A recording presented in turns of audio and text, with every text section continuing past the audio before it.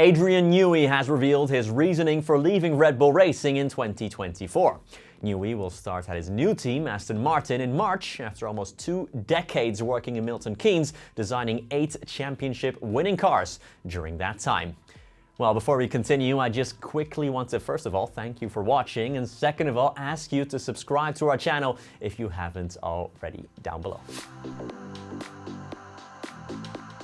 Newey has been active for 4 decades in F1 and is seen as the greatest designer the sport has ever seen, winning multiple championships at Williams, McLaren, and most recently, of course, Red Bull Racing. Aston Martin have thrown the kitchen sink at the British veteran to secure his services, giving him a stake in the team as well as a senior role in its management. Speaking to German outlet Auto Motor und Sport, Newey, however, explained that the financial part was not why he wanted to leave Red Bull.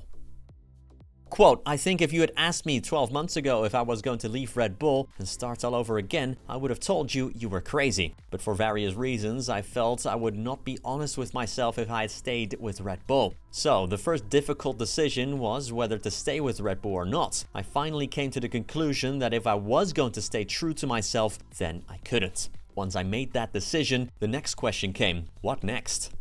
Newey, who turned 66 in December, considered retirement, but ultimately decided he wasn't done with F1 just yet and didn't want to just, quote, sit on the beach.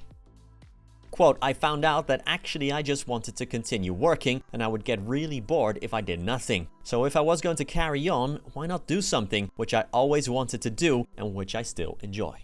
Two-time reigning IndyCar champion Alex Palou has been sued for $30 million by McLaren for a breach of contract, with the Spaniard reportedly flying out to London immediately after the 24 Hours of Daytona to mediate with his former employer. In 2022, Palou signed a contract to drive for McLaren's IndyCar team, but he already had a deal in place with Chip Ganassi Racing to drive for them in 2023. At the time, the contract was amended, so he would join McLaren in 24, while also being allowed to be McLaren's F1 reserve driver.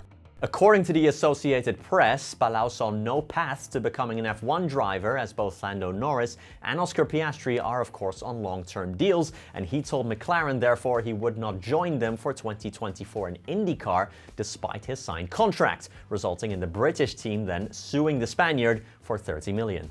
After finishing 15th overall at the 24 Hours of Daytona yesterday, the AP now reports Palou has flown out to London to mediate with McLaren in the hopes to bring that number of $30 million significantly down. For what it's worth, Palou did win back-to-back titles with Ganassi in 23 and 24 after already winning his first back in 2021. Finally, the FIA single-seater director, Nicolas Tombazis, has revealed the governing body will start to train up its own professional stewards. The FIA currently, of course, make use of volunteers to be stewards, even in Formula 1, but this should soon be a thing of the past. F1 teams, drivers and fans have all been critical of the FIA for relying on a rotating cast of volunteers to be stewards rather than having paid full-time stewards, as decision-making in handing out penalties during Grand Prix can be inconsistent from one race to the next. Speaking to Auto Sport, Tombazis explained that the FIA is now committed to training up new officials to resolve this problem. Quote, "It's probably getting a bit unfair to just rely on people to do it out of their good heart, and that's what we have now. We want to go to a more professional body in the future. That's not to exclude volunteers, but it's to have a body that can spend the Monday morning after a race analyzing every single decision, making sure it was reached correctly, seeing what could be improved, etc. That will be combined with a more powerful remote center where more monitoring will take place for a range of offenses, and all of that will be linked together. That's the general target." Well, that's it for today's news video. So, do you think it's a good sign the FIA will make stewards pro rather than volunteers? And what impact will Adrian Newey have at Aston Martin? Leave a comment down below, and as always, I'll catch you with the next video later this week. Thank you so much for watching.